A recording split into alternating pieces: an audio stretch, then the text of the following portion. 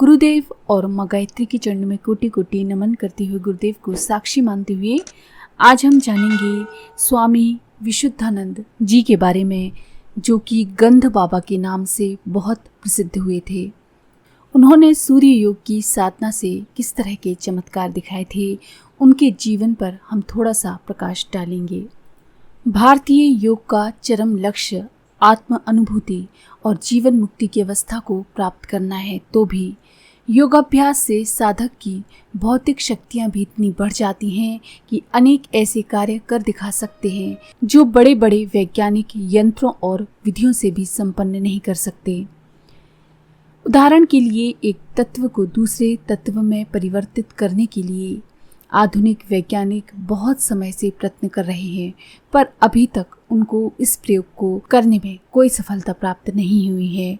अब अणुशक्ति का ज्ञान होने और उसके प्रयोग की विधि मालूम होने पर उनको आशा होने लगी है कि वे आगे भविष्य में एक तत्व को दूसरे में बदलने में समर्थ होंगे। उदाहरण के लिए, लोहे या तांबे का सोना बना सकेंगे या मिट्टी को चीनी के रूप में परिवर्तित कर सकेंगे।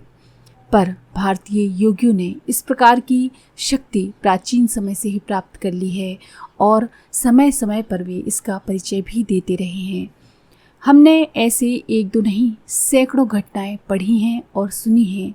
आपने भी देखी पढ़ी सुनी होगी कि सिद्ध महात्माओं ने आवश्यकता पड़ने पर पानी से घी का काम ले लिया या थोड़े से भोजन को इतना बढ़ा दिया कि 10 व्यक्तियों की सामग्री से 100 का काम चल गया।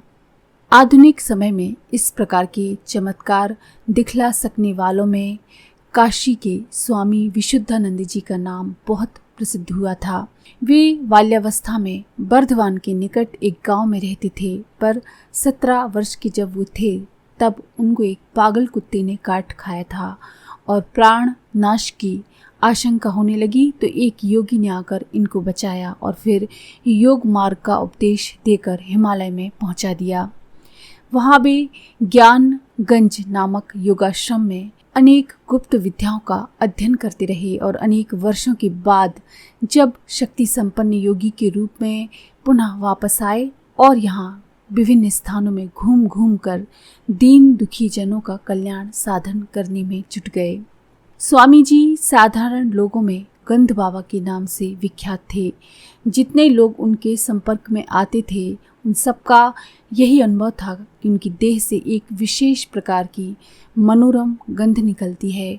वह प्रायः कमल के फल यानी पद्म की गंध के जैसी मिलती जुलती होती थी, पर वास्तव में वह एक निराली ही चीज़ थी।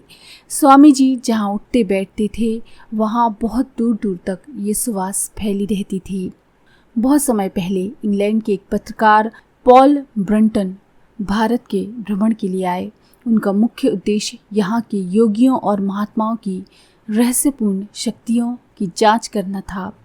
अनेक स्थानों में घूमते फिरते वे बनारस में स्वामी विशुद्धानंद जी के पास पहुँचे और उनकी अलौकिक शक्तियों का उन्होंने ध्यानपूर्वक निरीक्षण किया। उन्होंने अपनी पुस्तक में इस संबंध में जो विवरण दिया है उसकी कुछ बातें हम यहाँ देते हैं, आपको बताते हैं। पॉल ब्रंटन लिखते हैं, जब मैं पहुँचा तो कुछ लोग जमीन पर अर्धवृत्ताकार बैठे हुए थे और कुछ ही दूर पर एक वृद्ध महात्मा विराजमान थे। उनके श्रद्धा उत्पन्न करने वाले रूप को देखकर मैं समझ गया कि यही योगी जी हैं। उनकी आयु 70 वर्ष से अधिक होगी। किसी विचित्र शक्ति से उनका कमरा परिपूर्ण जान पड़ता था। मेरे पहुंचने के कुछ देर बाद योगी ने बंगला में कहा, कल तीसरे पहर पंडित गोपीनाथ कविराज के साथ आना, तभी बातचीत हो सकेगी। दूसरे दिन 4 बजे जब मैं गोपीनाथ जी के साथ आश्रम में पहुंचा तो योगी जी ने पूछा कि क्या तुम मेरा कोई चमत्कार देखना चाहते हो? ब्रंटन ने बोला, यदि आपकी ऐसी दया हो तो मुझे हार्दिक प्रसन्नता होगी। विशुद्धानंद जी ने कहा, अच्छा, अपना रुमाल मुझे दो। यदि रेशम का रुमाल होगा तो अच्छा है।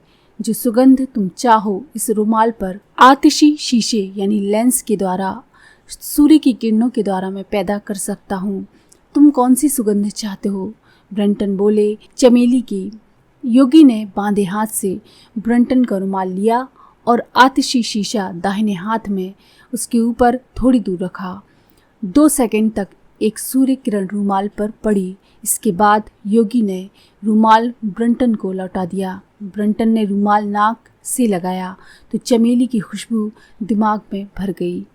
ब्रंटन ने अच्छी तरह से रुमाल की परीक्षा की, पर उसमें कहीं गीलापन ना था, ना इस बात का कोई चिन्ह था कि उस पर तरल सुगंध या इत्र टपकाया गया हो। ब्रंटन ने आश्चर्य से वृद्ध योगी की तरफ देखा। योगी ने चमत्कार को फिर से दिखाने का वचन दिया। ब्रंटन ने इस बार गुलाब का इत्र चुना। वे लिखते हैं कि इस बार वे बड़े ध्यान से सब काम देखता रहा। जरा सा हिलने डुलने पर और योगी के चारों तरफ मेरा ध्यान था। मैंने उनके हाथों की परीक्षा की, उनके दूध से श्वेत वस्त्रों की जांच करके देख लिया, परंतु कोई भी संदेहजनक बात नहीं मिली।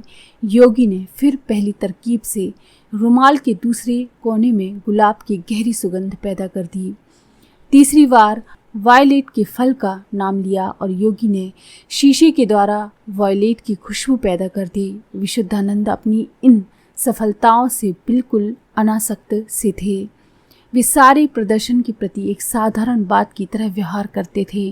उनके चेहरे की गंभीरता एक क्षण के लिए कम नहीं होती थी। चौथी बार विशुद्धानंद ने कहा, अच्छा, अब मैं अपनी तरफ से एक ऐसे फूल की खुशबू पैदा करूंगा जिसको तुमने आज तक नहीं सूंघा होगा, क्योंकि वह फल तिब्बत में ही पैदा होता है। ये कहकर उन्होंने आतिशी शीशे का प्रकाश रुमाल के चौथे कोने पर डाला।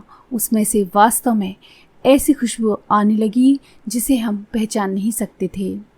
दूसरे दिन हम फिर एक जीवित कबूतर लेकर विशुद्धानंद जी के पास गए। वहाँ उनके कहने से कबूतर का गला घोंटकर मार डाला गया। इसके बाद वह 1 घंटे तक सब लोगों के सामने पड़ा रहा कि जिससे लोग देख लें कि वह वास्तव में निर्जीव है। उसकी आंखें पथरा गई थी और शरीर कठोर पड़ गया था। बहुत गौर करने पर भी उसमें ऐसा कोई लक्षण दिखाई नहीं पड़ता था जिससे उसे जीवित समझा जा सकता। तब योगी ने अपना कांच का गोला उठाया और उसके द्वारा पक्षी की एक आंख में सूर्य किरण का प्रतिबिंब केंद्रित किया। कुछ देर बात करने के बाद वे कोई मंत्र पढ़ने लगे और थोड़ी देर में पक्षी का शरीर हिलने लगा। ऐसा जान पड़ा था कि मृत्यु की वेदना से वह तड़प रहा हो। कुछ देर बीतने पर उसने पर फड़फड़ाने और देखते देखते अपने पैरों पर खड़ा हो गया। कुछ मिनट बीतने पर पक्षी कमरे में उड़कर एक ताक पर बैठ गया। आधे घंटे से ज़्यादा समय तक वह एक स्थान से दूसरे स्थान तक उड़ता रहा, फिर निर्जीव होकर गिर पड़ा। विशुद्धानंद जी ने ब्रंटन को बतलाया कि इन चमत्कारों से योग का कोई संबंध नहीं है, वरन ये सूर्य विज्ञान द्वारा किए गए हैं और इनकी विधि वैसी ही स्पष्ट है जैसे कि आजकल के अन्य वैज्ञानिक प्रयोगों की होती है। इसके लिए योगाभ्यास की आवश्यकता नहीं है। साधारण संसारी व्यक्ति कुछ समय अभ्यास करके इसे कर सकता है। उन्होंने ये भी बतलाया कि इस प्रकार चंद्र विज्ञान, नक्षत्र विज्ञान, वायु विज्ञान, क्षण विज्ञान, शब्द विज्ञान, मनोविज्ञान आदि और भी बहुत सी विद्याएं हैं जिनसे अनेक अभूतपूर्व और असंभव समझे जाने वाले काम करके दिखाए जा सकते हैं। भारतीय संस्कृति की यही तो विशेषता है कि भारतीय संस्कृति में इतनी गुप्त शक्तियों को, इतनी विद्याओं को अपने अंदर संजो कर रखा है कि अगर हम ढूंढने जाएं तो खुद ही खो जाएं। तो अगर आपको ये जानकारी पसंद आए तो प्लीज़ लाइक करें, शेयर करें, सब्सक्राइब करें मंत्र सिद्धि चैनल।